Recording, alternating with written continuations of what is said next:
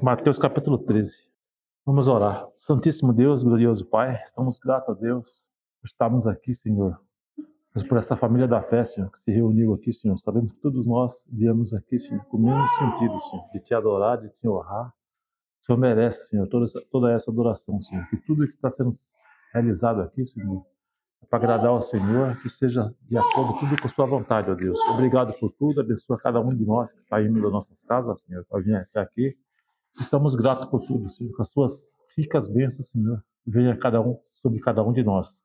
Obrigado por tudo, Senhor. Sabemos que o Senhor é maravilhoso nas nossas vidas, Senhor. Sabemos que sem o Senhor não somos ninguém, não somos nada, Senhor. Sabemos que o Senhor é tudo em nossas vidas, Senhor. Por isso lhe pedimos, o Senhor abençoa, Senhor, que ricamente cada um de nós crescemos no seu amor, na sua fé, Senhor, para que possamos, Senhor, estar sempre te agradando.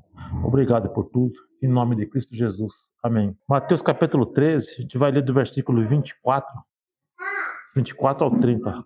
Jesus lhe propôs outra parábola, dizendo: Ao reino dos céus é semelhante a um homem que semeou boa semente no seu campo, mas enquanto todo estava dormindo, veio o inimigo dele e semeou o joio no meio do trigo, e foi embora. E quanto as plantas cresceram, produziram fruto, apareceu também o joio. Então os servos do dono da casa chegaram e disseram: Patrão, o senhor não semeou boa semente no seu campo? De onde estão vem o joio? Ele, porém, lhe respondeu: Um inimigo fez isso. Mas os servos lhe perguntou: Ó Senhor, que a gente vá e arrancamos o joio? O dono da casa respondeu: Não, porque se separar o joio, vocês poderão arrancar também com ele o trigo. Deixou que cresça juntos até a colheita. E, no tempo da colheita, direi ao ceifeiro: Ajunte primeiro o joio e arranque os feixes para ser queimado, mas a colheita e o trigo no meio dos celeiros.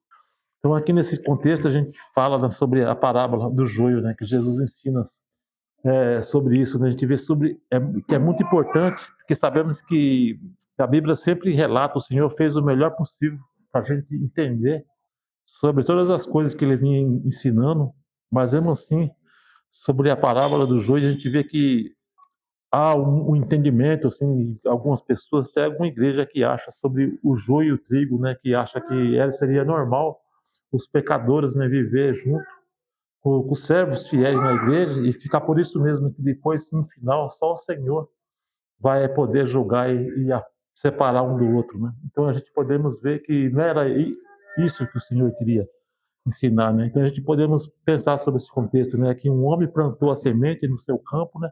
Mas o inimigo plantou o joio no mesmo campo, né? Uma vez que o trigo e o joio começaram a crescer juntos, os servos se sugeriram que arrancasse o joio, e o dono do campo não permitiu que eles tirassem o joio, e deixou o joio crescer junto com o trigo até a colheita, quando o trigo foi recolhido e o joio foi queimado, né? Então a gente podemos ver que no final eles vê sobre essa separação, né?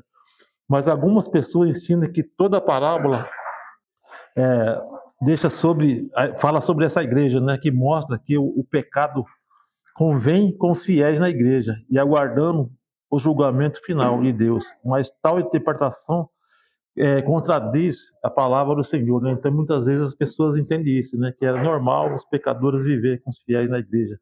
Mas aqui em Mateus 13, versículo 38, Mateus 13, versículo 38, aqui vai falar assim: O campo é o mundo, e a boa semente são os filhos do reino, e os joios são os filhos do maligno. Então aqui deixa bem explicado, né, que o campo, né, o mundo, né, que seria lá fora, né, seria assim onde está o trigo, né? Então a gente podemos ver, né, que o próprio Jesus explica, né, sobre a palavra dizendo, né, que o campo é o mundo. Então a gente podemos dizer, né, que o mundo está lá fora, onde a gente vê que o mundo é destruído, os pecadores vivem, né? Então a gente vê sobre a igreja. A igreja é um servo onde estão os fiéis separados de Deus, onde as pessoas têm que viver em santidade, né? Então Jesus ele explica bem sobre isso, né? Que a gente vê que a igreja é onde que tem que manter as pessoas fiéis, né? Então não é normal, né? Muitas vezes a pessoa olha as coisas e acha tudo normal, deixa isso aí que Só Deus vai resolver isso no final, né? Então a gente vê que não é bem assim. Então o próprio Jesus que ensinou seus discípulos, né? Ele dá uma explicação sobre isso também. A gente vê em João 17, do versículo 15 e 16. João Evangelho 17,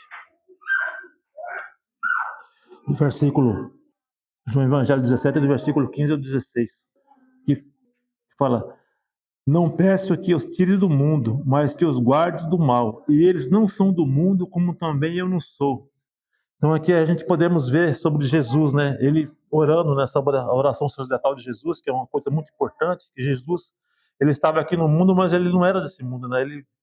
Ele era lá do céu junto com o Pai, né? Junto com Deus. E ele fala aqui do mesmo jeito que ele não é do mundo, ele também está orando aqui, falando que os seus discípulos também não fossem do mundo. Então, ele pediu que os discípulos não tinham como sair do mundo, porque viveria no mundo, mas que viveria no mundo, um mundo destruído, um mundo do maligno sobre as coisas ruins, o pecado, mas que eles conseguiriam viver nesse mundo sem ser do mundo, né? Então, eles tinham que ser santificados diante de Deus. Então, Jesus ora isso, né? Faz essa oração para o Pai que essas coisas sejam concedidas. Então, a gente podemos pensar sobre isso, né? Que nós, como servo de Deus, que a gente participa de uma igreja, que estamos todos nós aqui fazendo cântico ao Senhor, cantando cântico, fazendo oração, servindo ao Senhor, porque a gente vê que a gente tem que ter essa convicção sobre essa separação, que nós somos um povo separado, exclusivo de Deus, né? Então, por mais que a gente viva no mundo, que a gente tem que trabalhar, muitas pessoas fazem faculdade, tem contato com as pessoas do mundo. Então, a gente vai estar no mundo contaminado, com pessoas que tem prazer no pecado, umas situações destruídas, mas que a gente consiga ser separado e santo, né? Então, Jesus, nessa oração, aqui ele ora para Deus que o servo deles, né, seja santificado no Senhor, né? Então, a gente podemos pensar sobre isso, né? Então, a gente podemos ver que não é normal, né? A igreja do Senhor, um local que as pessoas estão adorando o Senhor, então as pessoas têm que estar tudo com esses pensamentos e essas qualificação de estar sempre preparado ao Senhor e ser pessoas santas e agradável ao Senhor, né? Então a gente podemos ver que não devemos se conformar com essas situações, né? Muitas vezes as pessoas pensam, a separação, a salvação é individual, deixa aquela pessoa daquele jeito mesmo, e depois, no final, né, como eles falam assim, sobre o joio do trigo, no final vai arrancar, né? Aí uma parte ruim vai ser queimada, né? E o trigo vai ser preservado, né? Que vai ter uma coisa boa, né? Então a gente podemos ver que o outro vai ser queimado. Então a gente podemos ver que no local que a gente se une para servir a Deus, todas as pessoas têm que ser boa, né? Tem que ser serva do Senhor, tem que fazer a vontade do Senhor. Então é isso que o Senhor ensina, né? Então a gente podemos pensar nisso, né? Que no mundo dos servos deles convive com os pecadores. Ele orou sobre os apóstolos. Então Jesus ele viu isso, né? Que os discípulos dele, os apóstolos, iam ficar no mundo, mas só que ele fez essa oração para eles conseguirem ficar santificados, né? E o servo de Jesus seja santificado e não pode, né, sair do mundo, como nós, né? Vivemos do mundo, né? Não podemos sair do mundo, porque vivemos do mundo. Vamos ter contato com várias pessoas em todo lugar, mas que a gente consiga viver santificado no Senhor. Não é porque que a gente vive num mundo estragado, um mundo contaminado, que a gente vai fazer parte desse mundo contaminado. A gente tem que ser separado, né? Devemos estar com o nosso coração focado no Senhor, né? Então a gente devemos sempre pensar nisso, né? A gente podemos ver que mais na igreja, né, edificada, quando o joio se manifesta entre o povo de Deus, deve ser arrancado. Paulo instruiu a igreja de Corinto sobre como resolver os problemas de imoralidade no meio da congregação. Ele usou palavras fortes para descrever a atitude certa em relação ao irmão que volta a permanecer no pecado. Então a gente podemos ver que, como a gente até vai entrar já entrou no livro de Coríntios, a gente vê que a igreja de Coríntios era uma igreja assim, que teve bastante dificuldade, muitas qualidades, né, com pessoas no pecado, né? Então aqui a gente podemos ver que o apóstolo Paulo também escreveu essa igreja de Coríntios, ele ficou sabendo dos problemas lá, né? E ele viu que as coisas não poderiam ficar assim, né? Então a gente pode ver que Paulo também ele teve uma boa visão sobre essa situação e como é a igreja do Senhor, né? Então a gente podemos ver aqui em 1 Coríntios, capítulo 5, do versículo 3 ao 5. 2 Coríntios, capítulo 5. 1 Coríntios 5, do versículo 3 ao 5. Fala, eu, na verdade, ainda que na verdade, ainda que ficamos uma coisa dessa, na verdade, ainda ficamos unicamente ausente nas presenças do Espírito. Já sentenciei como se estivesse presente no autor de tal infâmia. Em nome do Senhor Jesus, reunido a vocês do meu Espírito, como o poder de Jesus, o nosso Senhor, que tal seja entregue a Satanás a destruição da carne, a fim de que o Espírito seja salvo no dia do Senhor. Então aqui fala sobre uma moralidade dessa igreja de Coríntios, né? Aqui fala sobre uma situação de um homem que estava tendo um caso com sua própria madrasta, né? Então era uma coisa assim muito grave, né? E a gente que vê que muitas vezes as pessoas não tinham atitude para arrepender esse homem, né? Quando o apóstolo Paulo ficou sabendo disso, ele falou assim que essa situação não podia ficar assim. Que esse homem tinha que ser expulso da igreja como se tivesse entregado a Satanás, como se tivesse entregue ao mundo mesmo, para que ele venha se refletir sobre isso, que ele venha se arrepender e voltar para o Senhor, né? Então aqui a gente podemos ver que era uma situação grave, mas a gente vê que as pessoas ficavam de braços cruzados e ninguém fazia nada. Quando o apóstolo Paulo ficou sabendo da situação, ele não deixou ficar em branco, né? Ele falou, não, essas coisas têm que ser resolvidas, que essa pessoa ela tem que ser expulsa para ela cair em si e voltar para o Senhor, né? Então a gente vê que ele queria que essa pessoa ficasse com o Senhor, mas só que ela tinha que se arrepender. Então as coisas não poderiam ficar assim, né? Então aqui a gente podemos ver que essas coisas já entram em contradições, né? Como fala sobre o joio e o trigo, né? Vai estar tudo junto, né? Então cada um vai poder viver do jeito que quer. Então a gente vê que não é assim, né? A gente vê que existe regra dentro do Senhor e essa regra ela tem que ser permanecida, né? Então a gente podemos pensar sobre isso, né? Então a gente vê que o mesmo Cristo, né, que deixou o joio com o trigo no mundo, fortemente ele criticou a igreja em Tiatira, né? Então a gente podemos ver que Jesus, né, ele olhando as situações das sete igrejas, e ele como poder, né, sabe de todas as coisas, ele criticou a igreja também que estava vivendo de uma forma errada, né? Então a gente vê que o Senhor, ele é santo e ele vê as coisas corretas e quer as coisas justas, né? Em Apocalipse, capítulo 2, versículo 20, da igreja de Tiatira,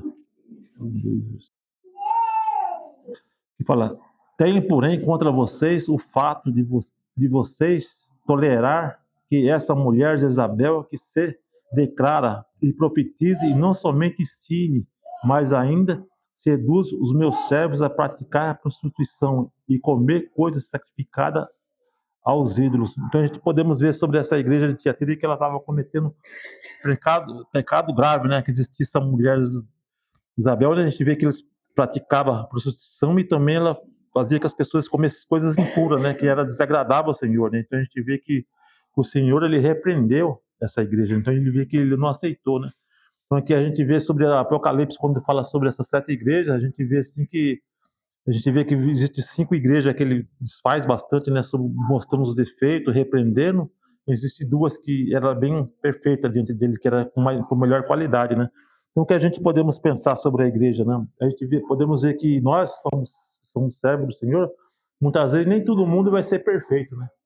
Mas a gente podemos pensar que o Senhor ele quer que as pessoas sejam feitas. Então a gente vê que o problema, na verdade, ele não está no mandamento do Senhor, mas muitas vezes ele vai estar com os problemas que as pessoas não conseguem ser fiel a ele, como a gente vê sobre essa situação da igreja, né? Quem cometia o pecado, a gente vê que eram as pessoas que serviam o Senhor.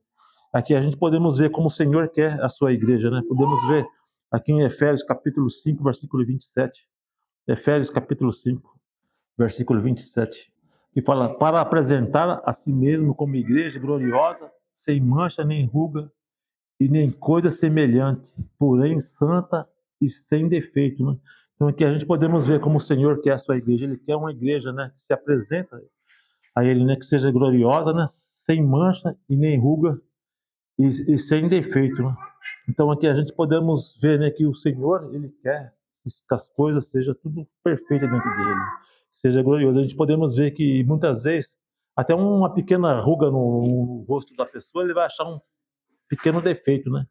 Então a gente podemos ver que o Senhor ele quer, né, que as coisas seja boa, seja sem defeito, né? Então a gente podemos ver que isso é uma responsabilidade que ele passa para cada um de nós, né? Como vamos servir a Deus e como que a gente tem que ser diante dele, né? A gente tem que se dar o melhor possível e procurar melhorar cada vez mais, né? A gente podemos ver que muitas vezes as pessoas dizem, não existe igreja nenhuma sem defeito. Todas as igrejas têm defeito e têm problema. A gente vê que essas coisas pode ser que seja real, que seja verdade. Todas as igrejas ela vai ter problema e vai ter defeito, porque Na verdade, a igreja somos pessoas, nós somos ser humano. Ser humano a gente sabe, né, que muitas vezes falha. Mas a gente vê que sobre a vontade de Deus é que ela seja perfeita, né? Porque um dia Deus vai vir buscar essa igreja. E quando ele vir buscar essa igreja, como é que ele vai querer encontrar? Ele vai querer encontrar uma igreja perfeita, né? Uma igreja santa, para lhe resgatar para ele, né? Então a gente podemos sempre se policiar nesse sentido, né? A gente está sempre reguardando sobre isso, né? Procurar se entregar cada vez melhor e que a gente possa fazer tudo o que é melhor diante de Deus, né? Que a gente vê que Deus ele quer reinar sobre a sua igreja, ele quer reinar como um lugar perfeito, né? Que a gente vê que Deus ele não tem contato com o pecado, né? Deus ele não tem contato com as coisas ruins e com as falhas, né? Como fala aqui sobre o joio e o trigo, né? A gente vê que as coisas boas tem que ficar separado das coisas ruins, né? Então que a gente diante de Deus podemos ser separados no sentido de estar bem diante dele. Então que Deus possa nos abençoar, que a gente possa refletir, né, sobre a vontade de Deus, né?